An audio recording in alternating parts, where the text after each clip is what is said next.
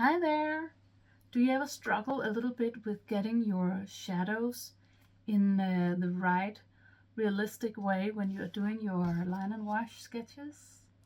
Then I have the video for you because I am exploring crosshatching.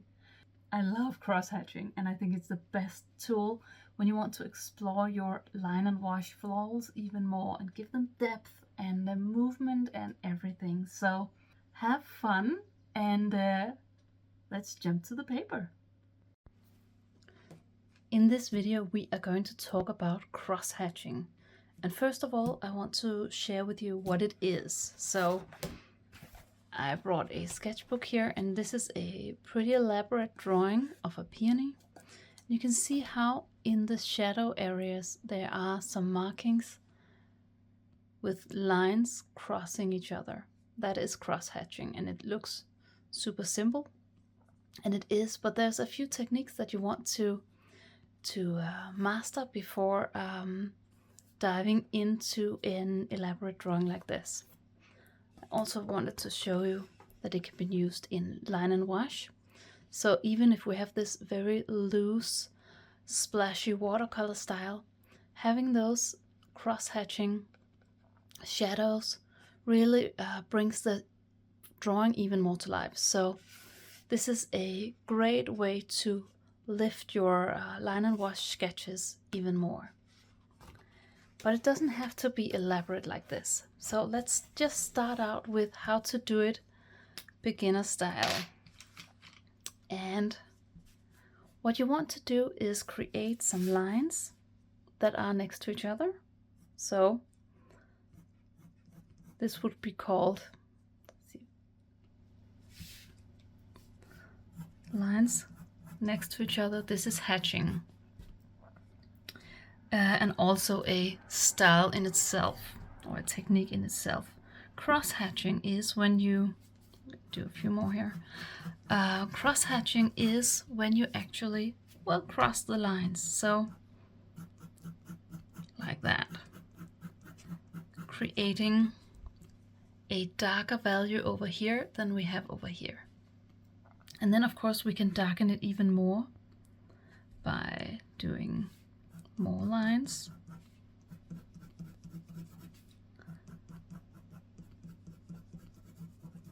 So we are going darker and darker with these cross lines.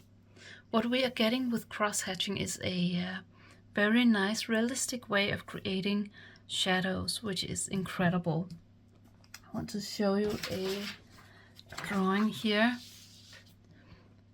It's a super simple way of creating a daisy, and then we have these cross-hatching shadows just in a few places, creating this depth that really enhances the sketch. So you don't need more than this to create the beautiful shadows.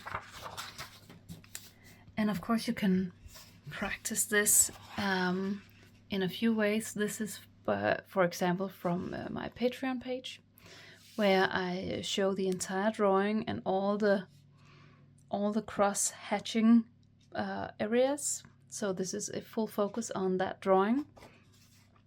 But you can also try to do a simple daisy, and I just wanted to show you that here today. So first we can start out with a center. Just zooming in. We can start with the center here.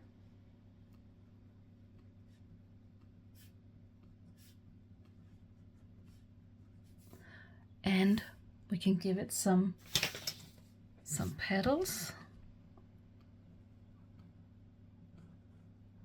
First the ones here behind. One that is bent.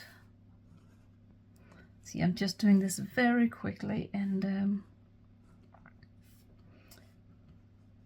just to give you an idea of the cross-hatching, which is something we, especially in this, when I do it, I use it in the overlapping petals, and I think that is a nice thing to show with the daisy, because there's quite a lot of petals here that are hiding beneath each other, so that would be a good flower for that. And giving that a little bit of I'm just going to put in a flower petal there. So now we have some flower petals, and we can go in and see which ones are beneath. And here, for example, we have a petal that are below the other one. And here I would do the cross hatching. But up here, as you saw, this was very heavy, kind of. And here we have some organic looking petals. So you want to do the cross hatching softly, like that.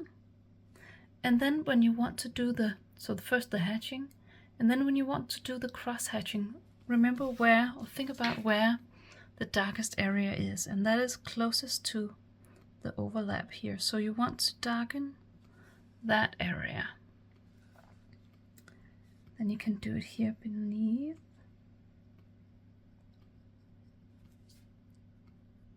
And again, letting the darkest area be the place where it is closest to the overlap there.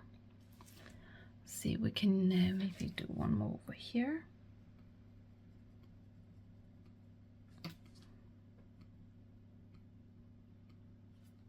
So we get a soft transition here, and that is exactly what we want. We don't want to have it like cross-hatching, so it's just like that, because that would look too heavy.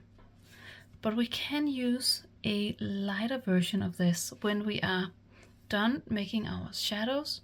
Often there's some light shadows on some of the petals, and here we can kind of do a doodly version of the cross-hatching here, where we just use it almost like a texture instead of this shadow. But there's shadow on the petals, and that can be for many reasons, but very often there is some kind of shadow on some of them, and this is a great way to show that, but still show there's a difference between the very light shadows like this and the overlapping shadows like these. And of course, when you do your petals, make sure you add some direction lines as well. Even if we do have the cross hatching, you do want your petals to be shaped. So the cross hatching is kind of working the surface, and then you want to shape it as well.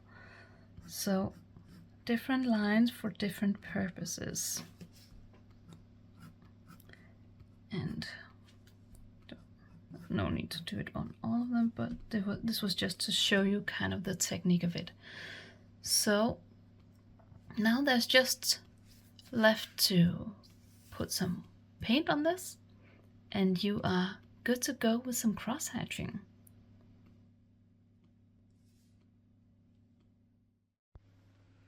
And of course, if you want to practice even more, you are more than welcome to find me on Patreon and find this tutorial on there. It's a real-time tutorial where I walk you through the entire process. So you're more than welcome to join me there.